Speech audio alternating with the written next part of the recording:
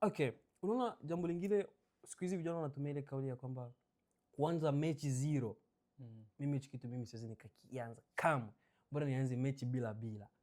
Sasa hii neno msemo wa mechi zero inakuwa na maana gani zaidi sana?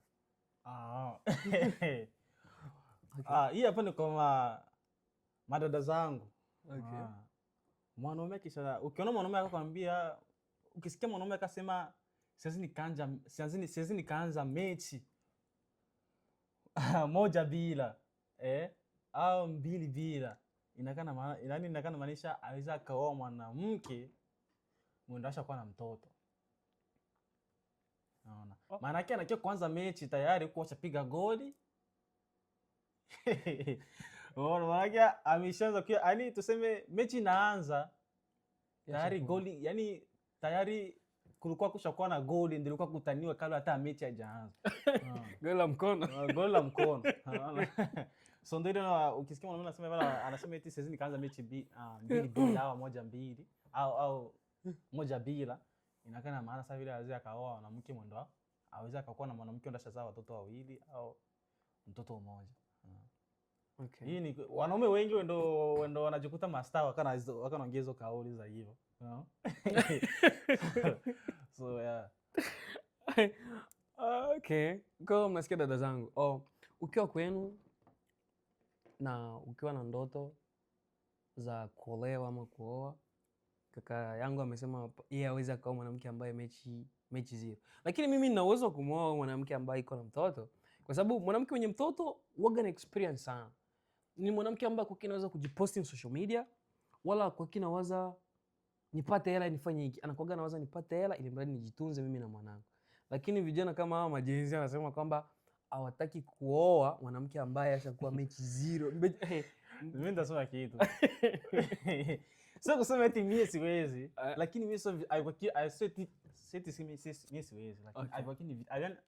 ni vitu ndio mimi sikuwa na fall for. Yaani vitu ndio sikuwa na kofia sana, na sikuwa nafikiria kama mimi naweza kuja nikaoa mwanamke mwendo acha kuwa na mtoto au nini.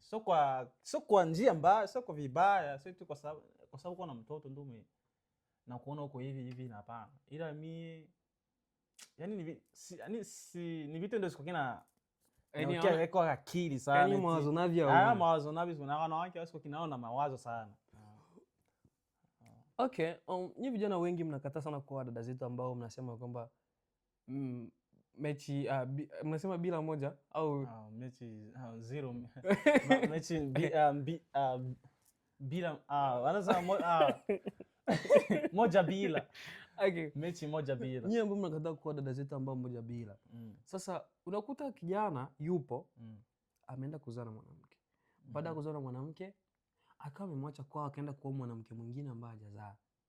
Na huku wewe kijana ambusha chana zalisha kula unasema mimi siwezi nikaoa bila moja. Moja bila. Sasa wewe ule mwanamke ambaye uliacha unamzalisha pale unategemea nani amuoe na kila mtu anakataa kuoa mwanamke ambaye hajazaa. Kwangu mimi kwanza nikizaa mwanamke. Sidhani kama naweza nikamwacha, you know? Okay. Sidhani kama naweza nikamwacha. Ila mimi nitaongelea sana kwa wale ndio naacha. Kwa sababu mimi siwezi nikaacha. Nitaongelea kwa wale ndio naacha. Kwa leo makaka zangu leo wanapatia madada zetu mimba, alafu wanafika wanawaacha. Wacha ni hali. Wanabidi waachane na hiyo hali. Unaona? Kwa sababu gani? Unaweza ukazana mwanamke mwendo na kuheshimu. Okay, akajitolea mpaka akakuzalia, kwa sababu ule mwanamke angekuwa eti akupendi, angekuzalia hata mtoto. Na ile mimba angoitoa moja kwa moja.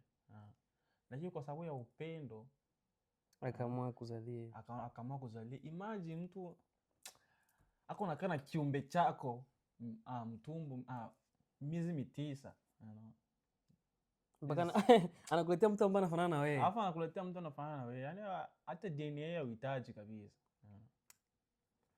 Ni kitu ndio sio kitu kizuri sana. Sio kitu kizuri. Inaumiza sometimes. Inaumiza sana. Kwa sababu unamwacha itakuwa ni vigumu sana kupata mwanaume. Kwa sababu vijana wengi wanaume wengi wa siku hizi hawapendi kuoa wanawake ndo washakuwa nini, washakuwa na watoto. Okay. Kwa sababu sasa vile akienda pale atakuwa na majukumu yeye naye ya kulea mtoto ndio sio wake. Ni wanaume wadogo sana ndio wana uwezo wa kukaa na mwanamke ndio amekutana na mtoto. So kila mwanaume ndio ana uwezo wa kukaa na mwanamke ndio ashazaa. Okay. Kwa hiyo kaka zangu hichi kitu kinaumiza, unaona. Hususan ukimzalisha dada wa watu, jitahidi sana yani jitahidi uwezavyo usimwache dada wa watu. Kaa naye ili mradi kesho yake mjenge maisha. Sio kwamba unaenda sana mtaani, mimi siwezi kuoa mwanamke ambaye alishakuwa hivi. Na kipindi wewe huku ushaacha unamharibu. Hususan tukirudi nyuma hapo nyuma, mimi nikuuliza swali ya kwamba mwanamke ambaye shatembea na wanaume watano uwezo kaoa, kanibia uwezo kaoa. Je, wewe mwanaume ambaye shatembea na wanawake 8 unategemea wewe mwanamke ambaye shatembea na mwanaume hata mmoja? Hii imekaaje zaidi sana? Unaweza kutufafanulia kidogo? So unajua si wanaume na jinsi mnapenda kujisema si wanaume sisi. Okay. Tunaendaga yani sana tendaji kwa wale wanawake, tukwa kinapanga kuoa wale wanawake ndio wameshakutana na mahistoria ya kujua wanaume. Mimi naweza kusema eti nishatembea na wanawake wa 7, lakini kwa wale wa 7 mimi sikukoa kwanza pale. Lakini nishatembea na 7. Nishatembea na 7 lakini mimi sikukoa kwanza kwa wale wanawake. Kwa wale mwanamke sasa unategemeaje mimi nende ni wewe mwanamke na wakati mimi pale mimi sikukoa kwanza. Sasa imagine wewe mwanamke umepata mwanaume ndo akakaribu akaenda. Kukakuja mwingine mwanaume yeye na akaingia akaenda. Unaona?